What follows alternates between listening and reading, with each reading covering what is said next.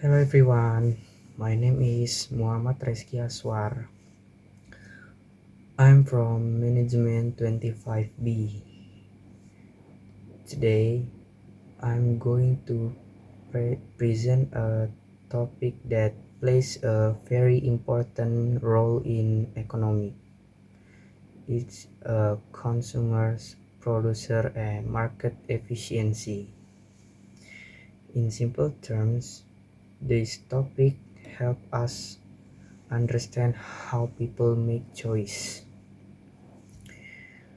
how producers respond to those choices, and how the market can reach a point where both sides, consumers and producer, are satisfied.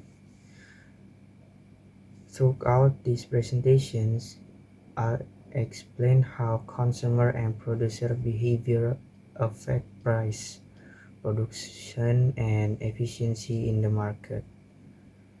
So, let's start by understanding what these key terms really mean and how they work together in real life. Okay, before we go deeper, let's take a look at the overview of this presentation. First, we'll start with who are consumers and producers. To understand their roles in the economy, then we'll talk about the market as a meeting place where both consumers and producers interact. Next, we'll learn about the role of price and how price act as signals that guide both sides in making decisions. After that, I'll explain consumer and producer surplus, which shows how both sides can benefit from market transactions. Well, continue with market efficiency and what happens when market fails to work properly. Then we'll see the government role, how policies can support or disrupt the balance of the market. Lastly, we'll explore the connection between consumers and producer. And then, with a short conclusion to summarize everything we've learned. Now, let's start by understanding who are consumers and producer. Consumers are people who buy goods or services to satisfy their needs and wants. Every time you buy food, clothes, or even pay for a streaming subscription, you're acting as a consumers. Consumers are the heart of the economy because they create demand.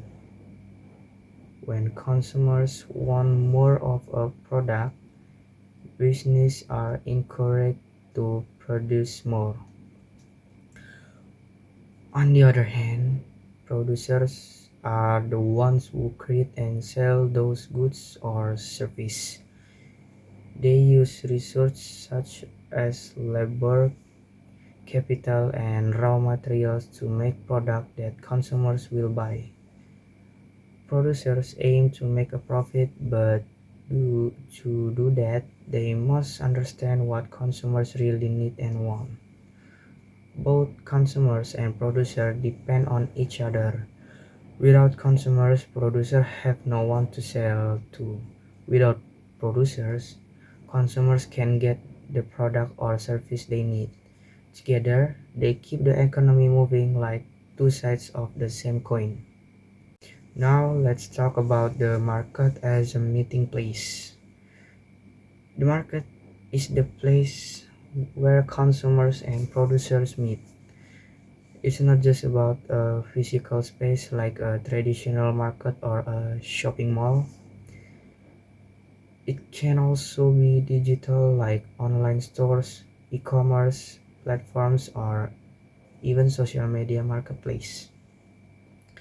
In the market, producers offer their goods or service while consumers decide whether or not to buy them.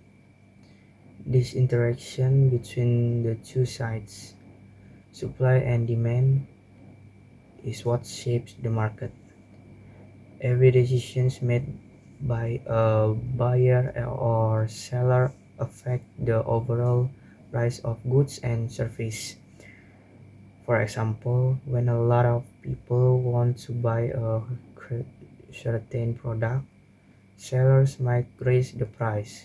But when there are fewer buyers or too many sellers, price will drop.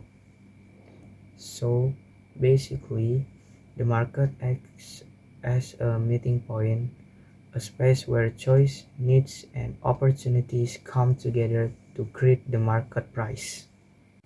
Now, let's talk about the role of price. Price play a very important role in connecting consumers and producers. They act like a signal that helps both sides make decisions in the market. When prices are high, consumers usually buy less because they want to save money or look for cheaper alternatives. This decrease in demand tells producers that people aren't willing to pay that much. On the other hand, when prices are low, producers are encouraged to sell more product because more people are willing to buy them. It becomes a win-win situation. Producers can sell more and consumers get better deals. Price also act as a guide for balance in the market. They show whether a product is being overproduced or underproduced. If prices are too high, supply may exceed demand. If they're too low, demand may exceed supply. So, in simple terms, prices are not just number. They're message that helps keeps the market in balance between buyers and sellers. Next, let's talk about consumer and producer surplus. First, consumer surplus is the difference between what buyers are willing to pay and what they actually pay. For example, if someone is willing to pay 100,000 for a product but only pays 18,000, that 20,000 difference is the consumer surplus, a kind of extra satisfaction they get from buying the product. Then producer surplus is the difference between the price that producers receive and their minimum acceptable price. Let's say a seller is willing to sell something for 50,000 but they manage to sell it for 70,000. That extra 20,000 is the producer surplus or their extra benefit. So when we look at both consumer and producer surplus together, they show the total benefit that both sides, buyers and sellers, gain from participating in the market. In short, they reflect how much value and happiness are created in transactions. Now, let's move on to market efficiency.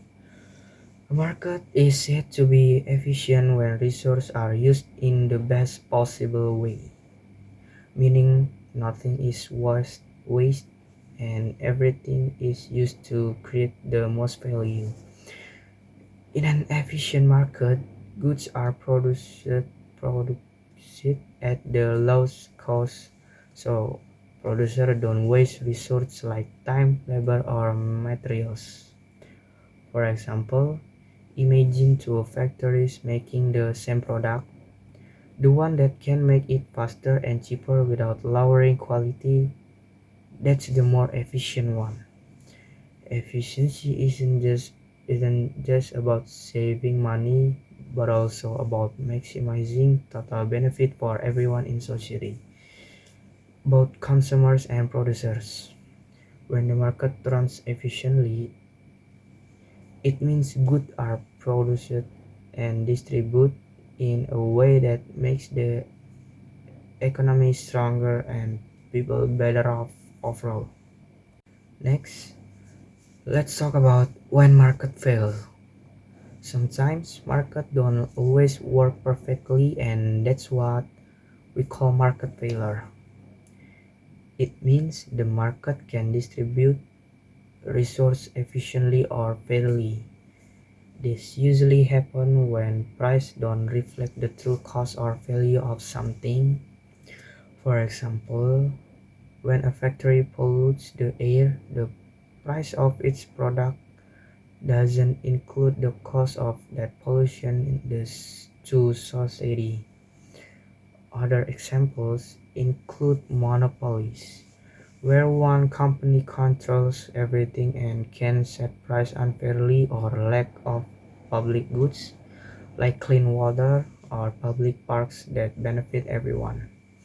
When these kinds of problems occur, the government usually steps in to fix the issue, protect consumer, and make sure the market becomes fair again. And after market fail, the government's role become really important. The government helps the market stay efficient and fair, making sure both consumers and producers are treated properly. One of the ways they do this is through taxes and subsidies. Taxes can reduce overproduction or overconsumption of harmful goods, like cigarettes or pollution-heavy products. Meanwhile, subsidies can encourage the production of beneficial goods such as renewable or energy or education. Besides that, laws also play a key role. They protect consumers from fraud or unsafe products and make sure that trade between business stays fair and competitive. So, overall, the government acts as a regulator guiding the market to work better for everyone. Consumers and producers are like two sides of a coin. They can exist without each other. Consumers create demand through their needs and wants. Every time people buy something, they send a signal to the market about what's needed. On the other hand, producers respond to that signal by creating goods or services to meet those demands. When consumers want more, producers increase supply. When demand drops, production slows down. This continuous interaction keeps the market dynamic and alive, making sure that goods and services keep flowing based on what society truly needs. So basically, consumers and producers are in constant communication even if they don't realize it. That's what makes the market system function smoothly. In conclusion, consumer and producer work hand in hand to build market efficiency. Each side plays an important role. Producers create what consumers need and consumers give direction through their choice. When both sides are balanced, the market runs smoothly, price stays stable, goods flow properly, and everyone benefits. Their cooperation keeps the economy growing, showing that the market works best when both producer and consumer understand each other's needs. So at the end of the day, the success of an economy depends on this balance between those who make and those who buy. Okay, that's all for my presentations about consumers, producer, and market efficiency. Thank you so much for listening and paying attention. I hope my explanation was clear and easy to understand.